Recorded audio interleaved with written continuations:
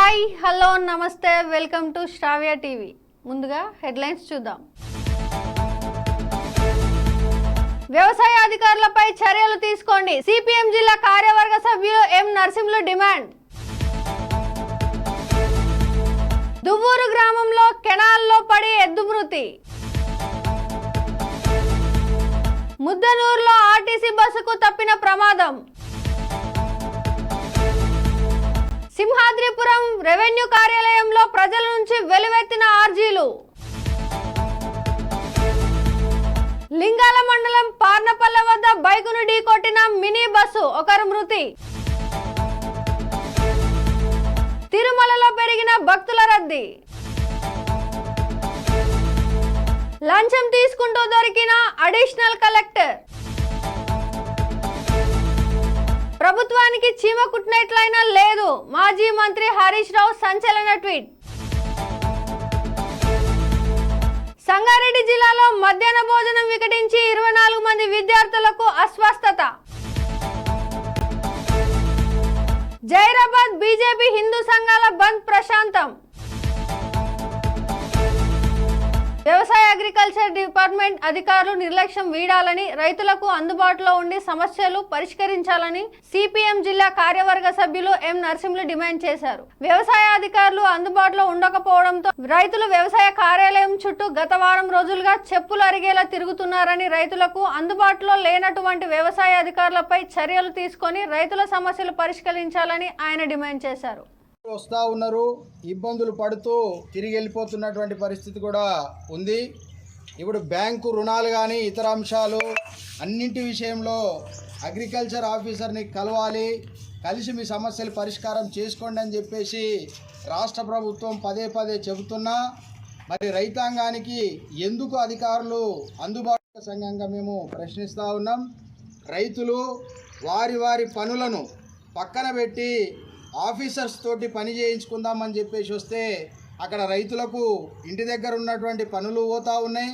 ఇక్కడ అధికారులు దొరకకపోవడంతో ఇక్కడ ఆఫీసుల చుట్టూ చెప్పులు అరిగేలా తిరిగినా ఇక్కడ పనులు కావట్లేదు.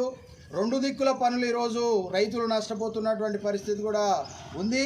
కనుక కందిలో ఉన్నటువంటి అగ్రికల్చర్ ఆఫీసర్లు వెంటనే స్పందించి ఈ రైతాంగానికి అందుబాటులో ఉంటూ రైతుల సమస్యల్ని వెంటనే పరిష్కరించాలని, లేని ఎడల ఈ ఆఫీసు ముట్టడి కార్యక్రమాన్ని తీసుకుంటామని హెచ్చరిస్తూ ఉన్నాం. కేసీ కెనాల్లో పడి ఎద్దు మృతి చెందిన ఘటన దువ్వూరు గ్రామంలో చోటు చేసుకుంది.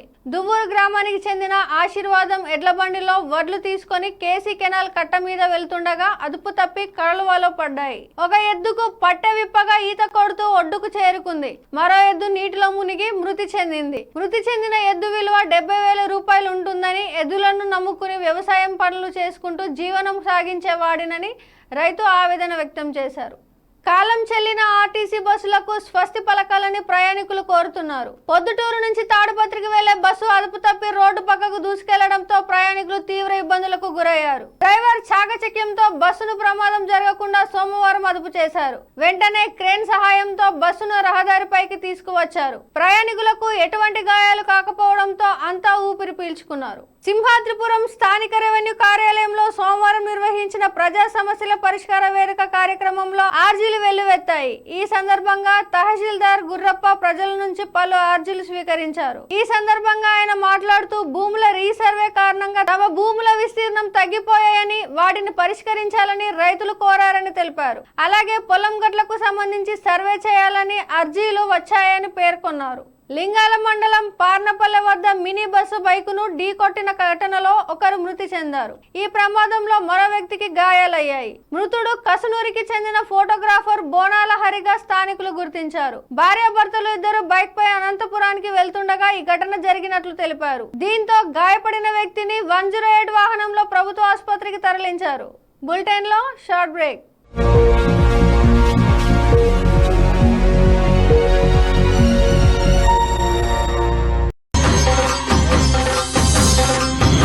శ్రీ నల్లపోచెమ్మ తల్లి జ్యోతిష్యాలయం బోడుప్పల్ దశమహావిద్యలు ఔపోసన పట్టి అష్టాదశ శక్తిపీఠాలు దర్శించి కాశీ అఘోరాల వద్ద వాక్సిద్ధి మంత్రసిద్ధి పొందిన వంశపారంపర్య జ్యోతిష్యులు రాఘవ గారు మీ సమస్యలైన ధనం నిలకడ లేకపోవటం, వ్యాపార సమస్యలు, వివాహం ఆలస్యం, ప్రేమ, సంతానం, భార్యాభర్తల సమస్యలు, శత్రుదోషం, పీడకలలు, వంశవృద్ధి లేకున్నా, ఆరోగ్య మానసిక సమస్యలు ఉన్నా, మీ పేరు జాతకాన్ని బట్టి ఫోటో చూసి అద్భుతమైన జ్యోతిష్యం చెప్పగలరు. మంత్ర ప్రయోగాలున్నా, పూర్వీకుల దోషాలున్నా, స్త్రీ శాపాలున్నా, దిష్టి తీసిన నిమ్మకాయలు తొక్కి బాధపడేవారికి కనుదిష్టి ప్రభావం, చేతబడి, బాణామతి వంటి ఇతర ప్రయోగాలకు శక్తి పూజలు చేయబడును. మీకు ఎటువంటి సమస్యలు ఉన్నా 72 గంటల్లోనే 100% గ్యారంటీగా పరిష్కారం.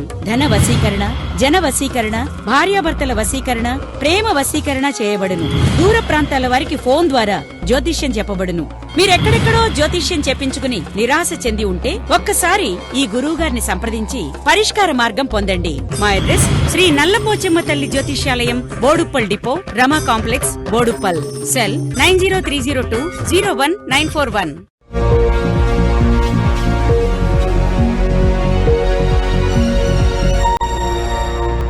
Welcome back. ఆపద మొక్కుల వాడు శ్రీ వెంకటేశ్వరుడు దివ్య సన్నిధి తిరుమలలో భక్తుల రద్దీ కాస్త పెరిగింది. వరుస సెలవుల నేపథ్యంలో సోమవారం శ్రీవారి దర్శనానికి జనం ఓ మోస్తారుగా తరలివచ్చారు. ఈ మేరకు టోకెన్లు లేని భక్తులకు దర్శనానికి దాదాపు 10 గంటల సమయం పడుతోంది. ఇక 300 ప్రత్యేక దర్శనానికి 2 గంటల సమయం పడుతోంది. అదే విధంగా మంగళవారం వైకుంఠం క్యూ కాంప్లెక్స్ లోని 24 కంపార్ట్మెంట్ లో భక్తులు స్వామివారి దర్శనం కోసం వేచి చూస్తున్నారు. ఆదివారం స్వామివారిని 70,728 మంది భక్తులు దర్శించుకోగా అందులో 29,611 మంది భక్తులు తమ తలనీలాలు సమర్పించి మొక్కులు తీర్చుకున్నారు. తిరుమల శ్రీవారి హుండీ ఆదాయం 4.66 కోట్లు వచ్చాయని టీటీడీ అధికారులు తెలిపారు.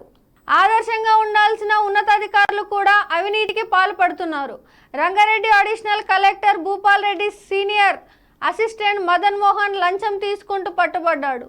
ధరణిలో నిషేధం జాబితా నుంచి భూమిని తొలగించేందుకు ఓ రైతు నుంచి వాళ్ళు 8 లక్షలు డిమాండ్ చేశారు.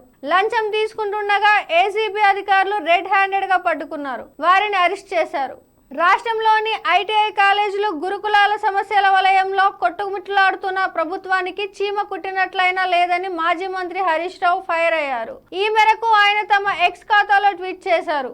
పెద్దపల్లి, సంగారెడ్డి, ఆదిలాబాద్ ఇలా రాష్ట్రాల్లో ఎక్కడ ఐటీఐ కాలేజీలను చూసినా పరిస్థితి ఉందన్నారు. పారిశుద్ధ్య నిర్వహణ, టాయిలెట్స్ లేక సిబ్బంది కొరతతో విద్యార్థులు అవస్థలు పడుతున్నారని తెలిపారు.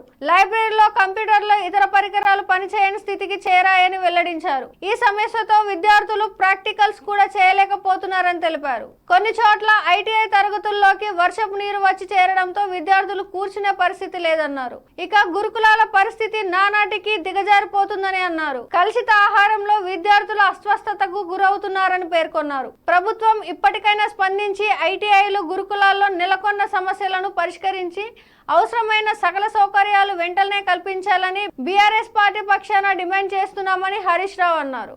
మధ్యాహ్న భోజనం వికటించి విద్యార్థులు అస్వస్థతకు గురైన ఘటన నారాయణఖేడ్ నియోజకవర్గంలోని కల్హేర్ మండలం బీబీపేట ప్రభుత్వ ఉన్నత పాఠశాలలో చోటు చేసుకుంది. పాఠశాలలో మధ్యాహ్న భోజనం తిన్న గంట తర్వాత వాంతులు అవ్వడంతో విద్యార్థులను నారాయణఖేడ్ ప్రభుత్వ ఆసుపత్రికి తరలించి చికిత్స అందిస్తున్నారు. మధ్యాహ్న భోజనంలో చారు బాగలేదని, అది తిన్న తర్వాతే కడుపులో వికారం మొదలై వాంతులు అయ్యాయని విద్యార్థులు శ్రావ్య టీవీకి తెలిపారు. గుడ్డు బెండకాయ చారు. ఎందుకట్లా గుడ్డు ఉడకలేదా? కానీ కొంచెం కర్రీ మంచిగా కాలేదు. కర్రీ మంచిగా కాలేదా? Okay okay. అంటే తిన్న తర్వాత ఎప్పుడు స్టార్ట్ అయింది? ఇట్లా ఒక 1 అవర్ తర్వాత స్టార్ట్ అయిందా? మమత ఏ క్లాస్? ఎట్లా ఉంది ఇప్పుడు? బాగుందా? బంగ్లాదేశ్లో హిందువులపై జరుగుతున్న దాడులకు నిరసనగా జైరాబాద్ బీజేపీ హిందూ సంఘాల ఆధ్వర్యంలో భారీ ర్యాలీ చేపట్టారు. పట్టణంలోని శివాజీ విగ్రహం కూడలి నుంచి ప్రధాన రహదారి మీదుగా దత్తగిరి కాలనీ వరకు భారీ ప్రదర్శన చేశారు. బంగ్లాదేశ్లో దాడులను నిరసిస్తూ జైరాబాద్ పట్టణ బంద్కు హిందూ సంఘాలు పిలుపునివ్వడంతో పలువురు వ్యాపారాలు స్వచ్ఛందంగా దుకాణాలు మూసివేసి సహకరించారు. హెడ్లైన్స్ మరోసారి చూద్దాం. వ్యవసాయ అధికారులపై చర్యలు తీసుకోండి, సిపిఎం జిల్లా కార్యవర్గ సభ్యులు ఎం నరసింహులు డిమాండ్. దువ్వూరు గ్రామంలో కెనాల్లో పడి ఎద్దు మృతి. ముద్దనూరులో ఆర్టీసీ బస్సుకు తప్పిన ప్రమాదం. సింహాద్రిపురం రెవెన్యూ కార్యాలయంలో ప్రజల నుంచి వెలువెత్తిన ఆర్జీలు. లింగాల మండలం పార్నపల్లె వద్ద బైకును ఢీకొట్టిన మినీ బస్సు, ఒకరు మృతి. తిరుమలలో పెరిగిన భక్తుల రద్దీ. లంచం తీసుకుంటూ దొరికిన అడిషనల్ కలెక్టర్. ప్రభుత్వానికి చీమ కుట్టినట్లయినా లేదు, మాజీ మంత్రి హరీష్ రావు సంచలన ట్వీట్. సంగారెడ్డి జిల్లాలో మధ్యాహ్న భోజనం వికటించి 24 మంది విద్యార్థులకు అస్వస్థత. జైరాబాద్ బీజేపీ హిందూ సంఘాల బంద్ ప్రశాంతం. ఇవి ఇప్పటివరకున్న అప్డేట్స్. కీప్ వాచింగ్ శ్రావ్య టీవీ.